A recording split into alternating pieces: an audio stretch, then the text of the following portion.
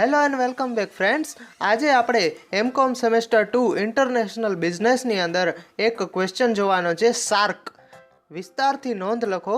પ્રાદેશિક સહકાર માટેનું દક્ષિણ પૂર્વ એશિયાનું જે સંગઠન છે તેને ઇંગ્લિશમાં કહેવાય છે south Asian association four regional cooperation, એટલે કે SAARC, સાર્ક। હવે આપણે તેની પ્રસ્તાવના જોઈએ। વિશ્વના અર્થતંત્રમાં જકાત સંઘ એ એક મહત્વનું પાસું છે। જકાત સંઘ સભ્ય દેશો વચ્ચે મુક્ત વેપાર અને આર્થિક સહકારની ખાતરી આપવા માટે પ્રયત્ન કરે છે। પ્રાદેશિક સહકાર માટેનું દક્ષિણ એશિયાનું સંગઠન એ દક્ષિણ એશિયાના દેશોનું જકાત મંડળ છે। દક્ષિણ એશિયાના ઘણા દેશો આર્થિક વેપાર અને રાજકીય સહકાર આપવા માટે સહમત થયા છે।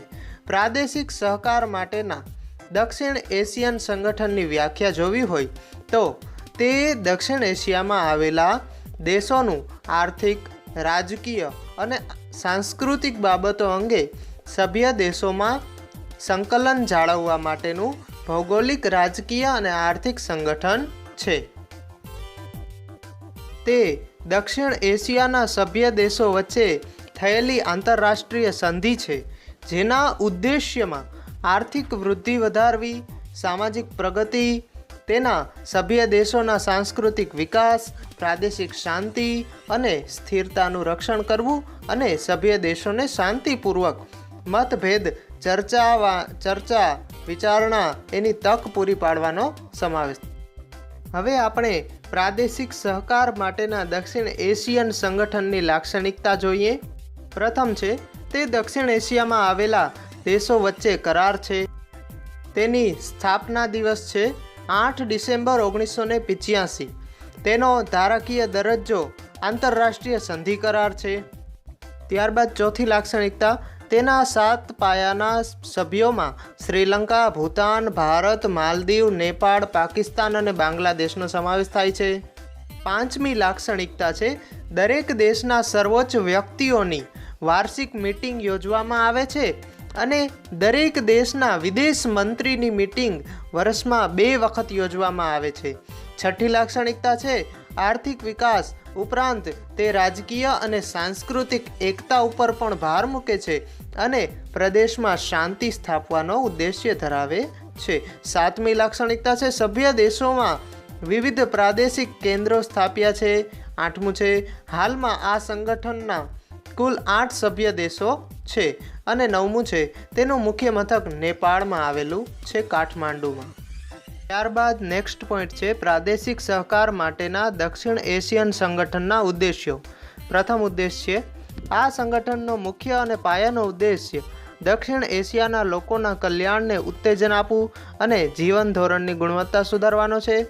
સેકન્ડ છે, આ કરારનો હેતુ પ્રદેશમાં આર્થિક વૃદ્ધિ, સામાજિક પ્રગતિ અને સાંસ્કૃતિક વિકાસને વધારવાનો છે।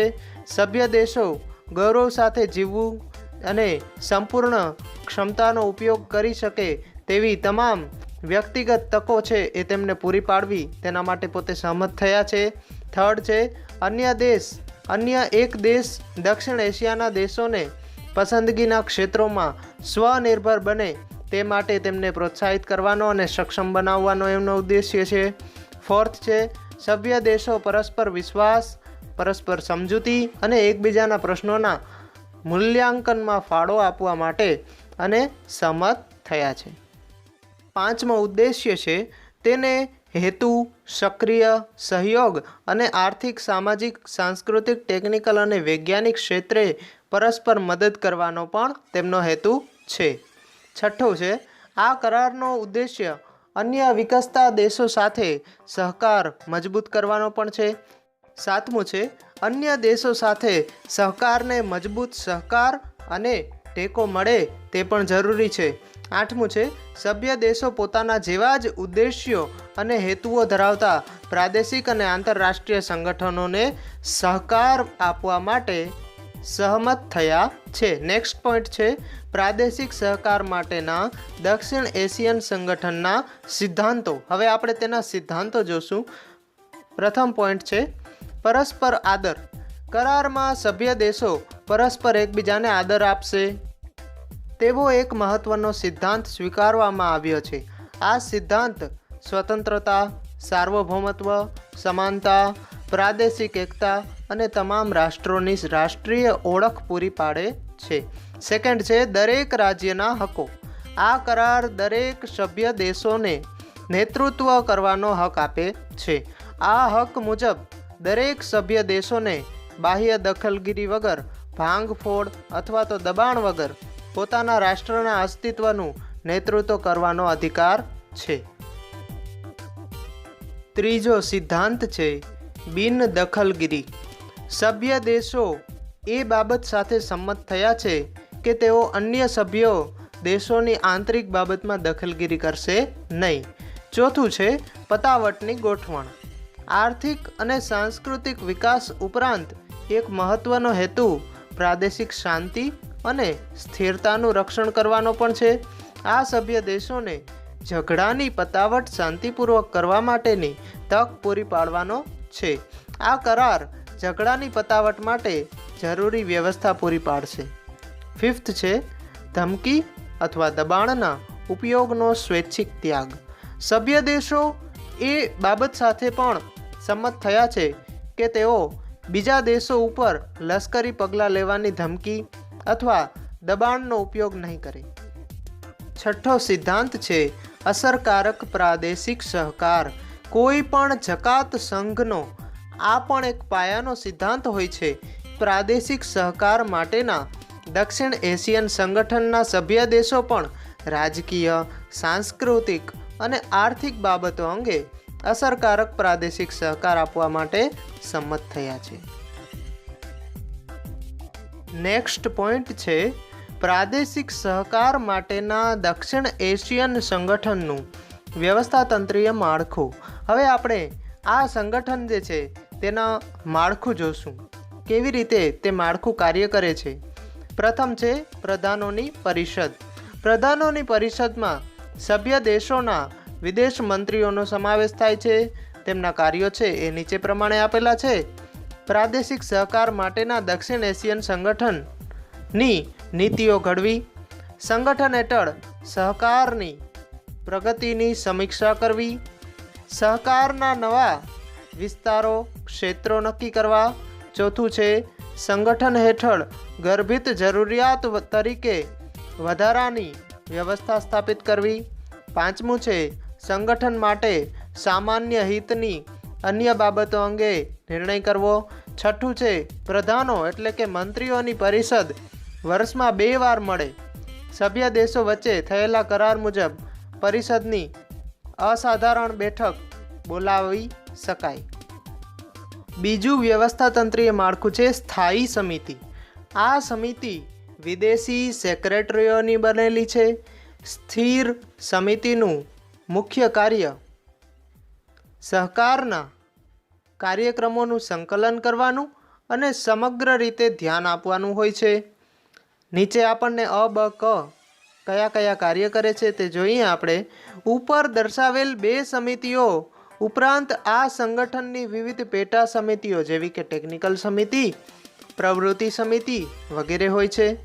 દરેક સપાટીએ સર્વાનુમતે નિર્ણય લેવામાં આવે છે.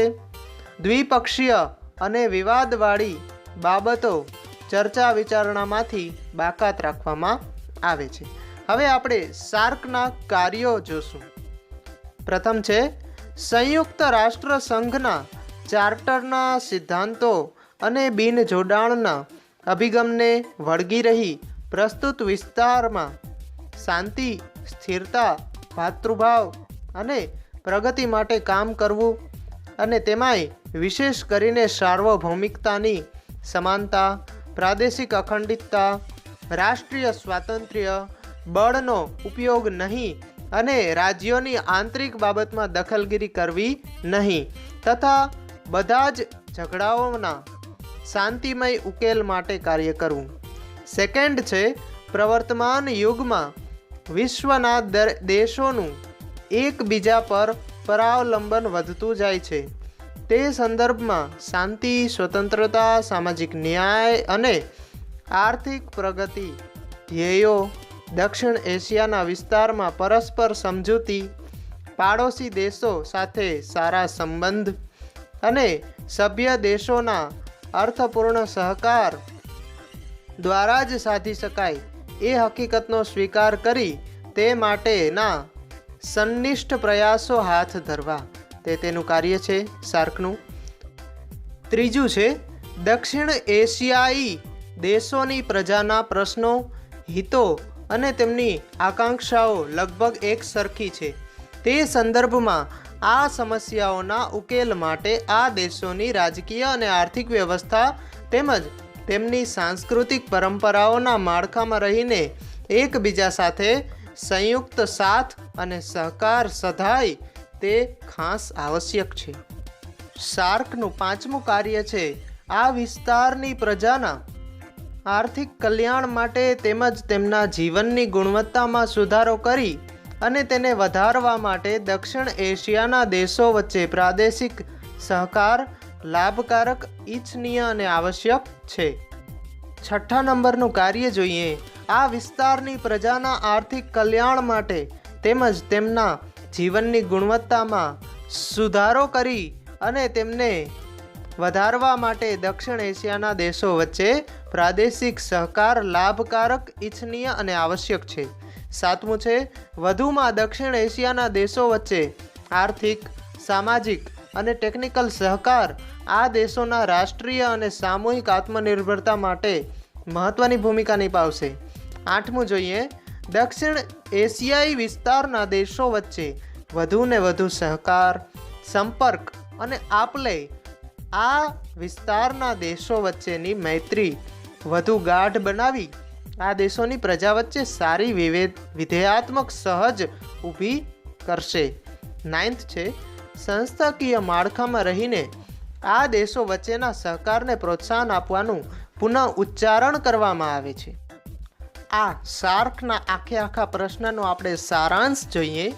આંતરરાષ્ટ્રીય કક્ષાએ સાર્ક કેટલાક મુખ્ય મુદ્દાઓને કારણે માનસિક તણાવ અનુભવે છે, જેમ કે ભારત અને પાકિસ્તાન વચ્ચે કાશ્મીરનો મુદ્દો અને શ્રીલંકામાં નાગરિકના યુદ્ધો.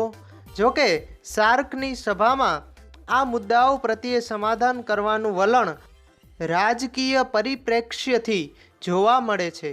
સાર્ક સભ્ય દેશો વચ્ચે આંતરિક બાબતોમાં દખલગીરી કરે છે. 12મી અને 13મી સાર્કની સભામાં આંતરરાષ્ટ્રીય ત્રાસવાદ સામે એકી સાથે લડવાનો નિર્ધાર થયો હતો. અહીં આ પ્રશ્ન સમાપ્ત થાય છે. Thank you so much for watching મિત્રો. આપનો સહકાર છે તેથી આપણે ડેઈલી નવા વિડીયો મૂકીએ છીએ. આપને આ વિડીયો કેવો લાગ્યો તે જરૂર કમેન્ટમાં લખજો, લાઈક કરજો, આપના મિત્રો સાથે વધુને વધુ શેર કરજો.